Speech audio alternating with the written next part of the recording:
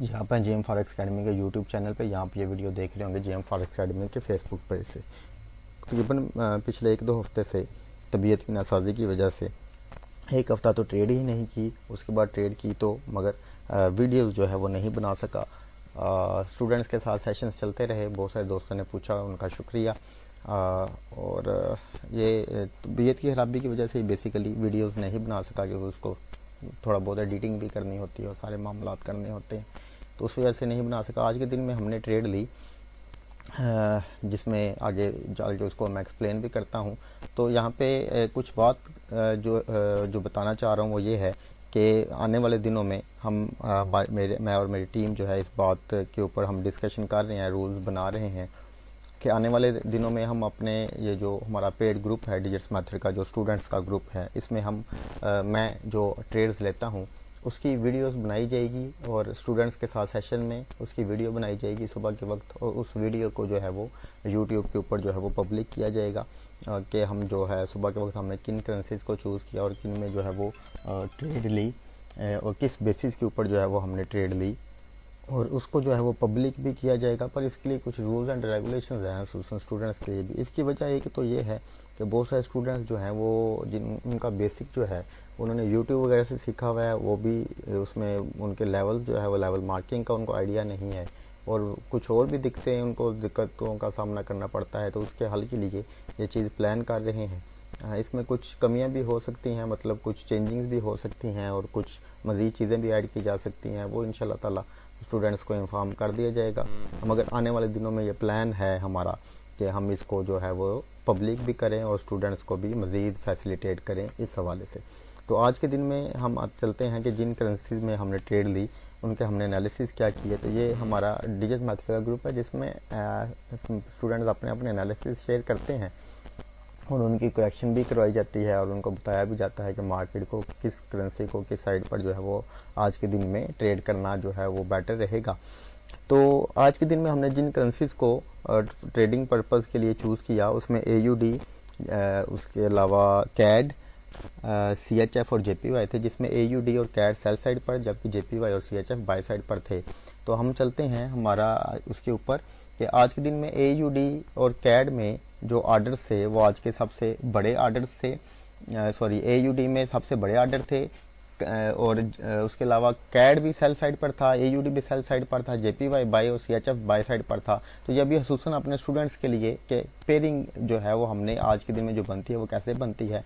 तो सबसे पहली पेयरिंग बनती है AUD और CAD की। AUD में जो है वो आर्डर 339 तकरीबन 3400 ऑर्डर थे, इसमें 1700 ऑर्डर हैं, डबल का डिफर है। तो AUD CAD, AUD में सेलिंग के ऑर्डर ज़्यादा हैं, CAD में सेल के ऑर्डर कम है। तो इसमें इसको हम सेल साइड पर ट्रेड कर सकते हैं, मगर फॉर 1:1 के लिए। इसमें 1:2 का भी रिवार्ड नहीं ले सकते हम, या नहीं लेना चाहिए। मैं बता चुका हूँ अपने स्टूडेंट्स को कब 1:1, 1:2 कब लेना चाहिए, 1:3 या मोर देन 1:3 कब लेना चाहिए। दूसरा जो पेयर हमारे पास बनता है वो है AUD JPY का पेयर। दूसरा पेयर हमारे पास बनता है, यहाँ पे लिख लेते हैं। पहला पेयर है हमारे पास AUD CAD का, सेल साइड पर ट्रेड करेंगे इसको। दूसरा पेयर AUD JPY का, AUD सेल साइड पर, JPY बाय साइड पर है, तो इसको भी हम सेल साइड पर ट्रेड करेंगे।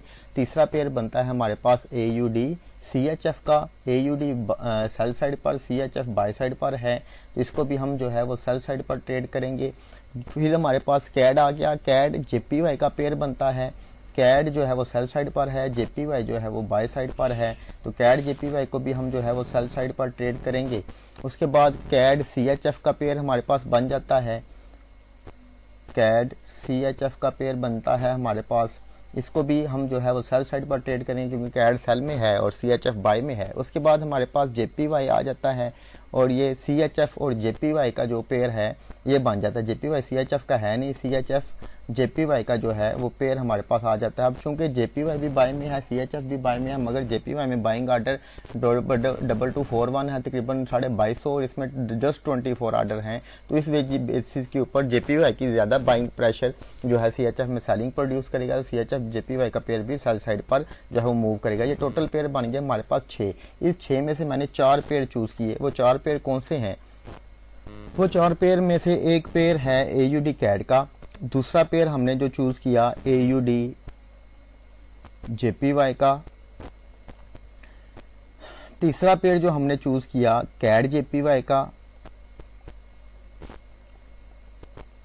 चौथा पेयर जो मैंने चूज़ किया वो CHF JPY का जो है वो पेयर चूज़ किया। इसमें हम जो है वो मार्क कर लेते हैं।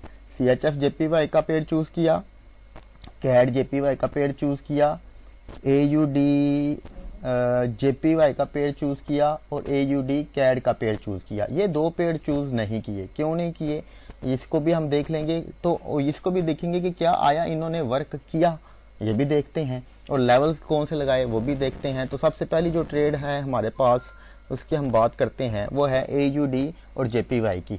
तो AUD JPY की तरफ हम चलते हैं। यहाँ पर देखें अगर आप, तो ये एक लेवल था हमारे पास मार्केट का, ड्रॉप बेस और ड्रॉप का S&D का लेवल था। आज के दिन में जो इसमें हमने ट्रेड उठाई वो उठाई 9166 के पास से 91 तकरीबन यहाँ से जो है वो ट्रेड उठाई। उसकी वजह, यहाँ से ट्रेड उठाने की वजह ये थी कि यहाँ पर अगर आप गौर करें एक और जो है वो वीक लेवल भी यहाँ पे बन रहा है। कल जहाँ से मार्केट जो है वो रिजेक्ट हुई, पहले 1 2 3 H1 का टाइम फ्रेम है, 1 2 3 4 5 घंटे इस लेवल से ऊपर जाने की कोशिश करती रही, नहीं जा पाई, वहाँ से रिजेक्ट हुई और दोबारा से जब मार्केट यहाँ पे आई तो यहाँ से ट्रेड उठाई। मगर एसएल जो है वो मेरा यहाँ पर था तकरीबन 49 पिप का, और मार्केट को जो है वो हमने डाउन साइड पर ट्रेड किया। इसमें हुआ क्या, अगर इसमें हम जाऊं मैं, तो ये मैंने यहाँ से जब हमने ट्रेड उठाई तो यहाँ तक मार्केट ने 1:1 जो है वो हमें दे दिया था, तो मैंने एक ट्रेड क्लोज कर दी थी। दूसरी जो ट्रेड आपको यहाँ पे नज़र आ रही है इसको मैंने ब्रेक इवन कर दिया था। इस ब्रेक इवन की को ट्रेड को मैंने होल्ड किया। न्यूज़ आई जब मार्केट में तो उसने यहाँ पर इसके पास से होके वापस आ गई, क्योंकि मुझे JPY में आज बहुत श्योरिटी थी कि मार्केट JPY जो है वो बाय साइड पर मूव करेगी। तो इस वजह से इस जो JPY को मैंने होल्ड किया और मार्केट में दूसरा जो है वो हमें बहुत अच्छा जो है वो रिवार्ड मिला। ओवरऑल मैंने इसमें तकरीबन 1:2.5 का जो है वो प्रॉफिट गेन किया। आप 0.5 को रहने दें, इसमें आप जो है वो 1:AUD JPY है, 1:2 का जो है वो ओवरऑल आइडिया लगा लेते हैं हम। दूसरी जो ट्रेड है हमारे पास वो है CAD JPY की। अब CAD JPY की जो ट्रेड है वो क्यों उठाई, CAD JPY में चलता हूँ लेकर, ये है JPY चूंकि बाय में है। तो यहाँ पर अगर आप देखें तो एक पेयर ये वाला हमारे पास जो है ये एक लेवल था हमारे पास, एक लेवल हमारे पास ये वाला बन रहा है। तो ये दो लेवल थे हमारे पास, ये वाला आपको कुछ इस तरह से नज़र आ रहा होगा उसमें ट्रेड में जो स्क्रीनशॉट मैंने सेंड की। इसमें जो SL था यहाँ पे मैं आपको दिखा देता हूँ, CAD JPY। तो यहाँ से एक ट्रेड पकड़ी, इन दोनों का SL जो है वो इस लेवल के ऊपर था, इसका SL भी इस लेवल से ऊपर था, और जो ऊपर से भी मैंने एक सेल लिमिट लगाई हुई थी वो शो नहीं हो सकी उसमें चार्ट में, MQM5 शो किया था मैंने। एक यहाँ पर मैंने ट्रेड लगाई हुई थी, दोनों का SL ऊपर था। तो इसमें चूंकि ये तकरीबन 55 पिप का जो है वो SL बनता है हमारे पास, ये तकरीबन 60 पिप की है। तो मार्केट को 1:1 में इसको भी मैंने ट्रेड किया और मार्केट से जो है वो निकल गया। तो CAD JPY में हमने 1:1 जो है इसमें भी हमने गेन किया। एज उसके बाद की जो हमारे पास ट्रेड है वो है CHF JPY की। CHF जो है वो B बाय में था, मगर ये वाली ट्रेड है CHF JPY की, ये वाली ट्रेड है। तो इसमें जो है वो हम चलते हैं CHF JPY। यहाँ से ट्रेड पकड़ी मैंने एक, इसमें जो है वो एक हमारी सेल लिमिट जो है वो एक्टिव नहीं थी हुई। एक ट्रेड मैंने पकड़ी यहाँ से, एक जो है वो यहाँ पे मेरी सेल लिमिट लगी हुई थी, मार्केट उसके पास गई मगर उसने किया नहीं।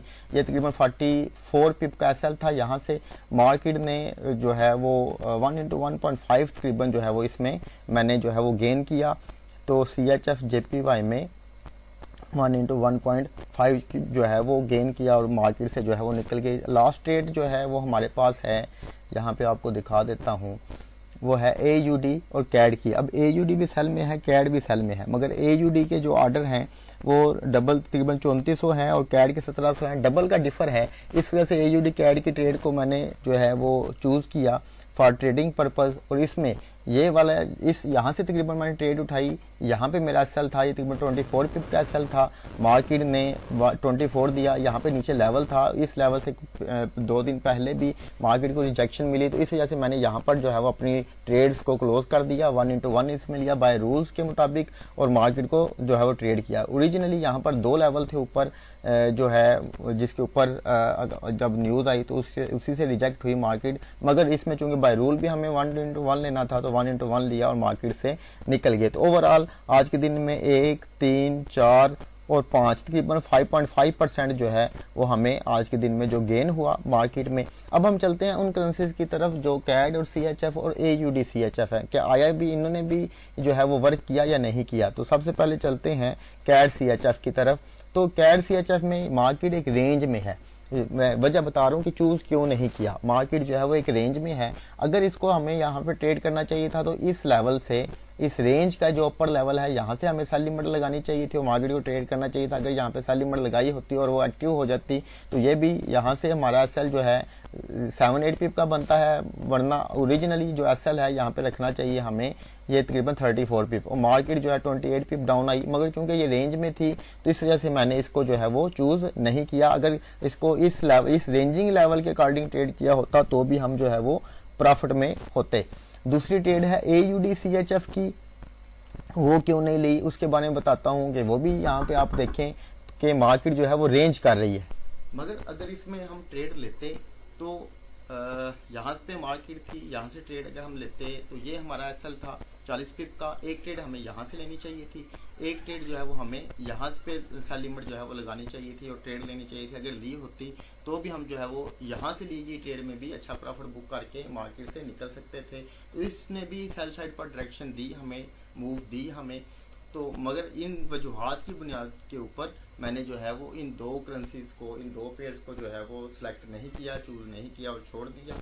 तो ये थी आज की कुछ एक्सप्लेनेशन जो आप लोगों के साथ, अपने स्टूडेंट्स के साथ शेयर। तो ये बेसिकली ये वीडियो स्टूडेंट्स के लिए होती है, क्योंकि बाकियों को तो पता ही नहीं कि ना तो पेयर कैसे बनाना है या किस तरह से उसको ट्रेड करना चाहिए, क्या इसके रूल एंड रेगुलेशन हैं, मार्केट की पावर क्या होती है, डायरेक्शन किस तरह से फाइंड आउट करते हैं, और बाकी भी इसके रूल्स एंड रेगुलेशन जितने भी पढ़ाए जाते हैं स्टूडेंट्स को। तो ये बेसिकली ओरिजिनली मैं उनके लिए करता हूँ, दूसरे भी इससे अगर फायदेयाब हो जाएं तो ये उनकी गुड लक है, मगर जो है वो ओरिजिनली ये स्टूडेंट्स के लिए करता हूँ। उम्मीद करता हूँ कि उनको समझ आई भी होगी। अगर कोई सवाल हो तो मुझसे पूछ सकते हैं। बहुत शुक्रिया जी, अल्लाह।